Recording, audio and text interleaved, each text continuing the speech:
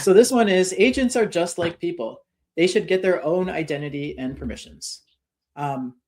Yeah, maybe, right? Like this maps more closely to the digital workforce paradigm. You're going to put something out there. You're going to give it its own rights, right? It's like hiring an intern.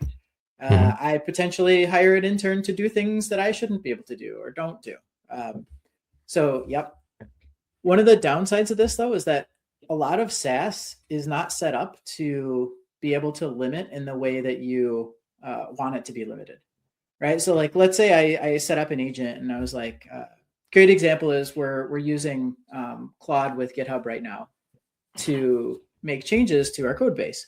But there's no way to limit it to like just specific sections of the code base. There's no way to limit it to like just specific branches in GitHub, for example, right? Another example would be like if you gave it access, right? Like this agent is supposed to book travel for our team, but we don't want to give it access to the credit card because it might not be limited to just the areas that we want the agent to be able to operate on behalf of, right? Like maybe it should be able to book travel, but not to cancel or manage SaaS vendors itself, right?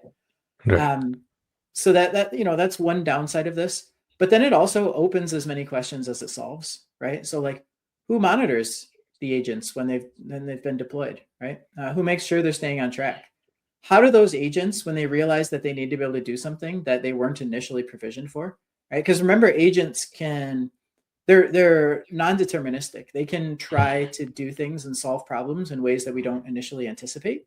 And that could be totally valid, right? But if we've created this permissions profile and deployed it bound to this agent, how do we update that?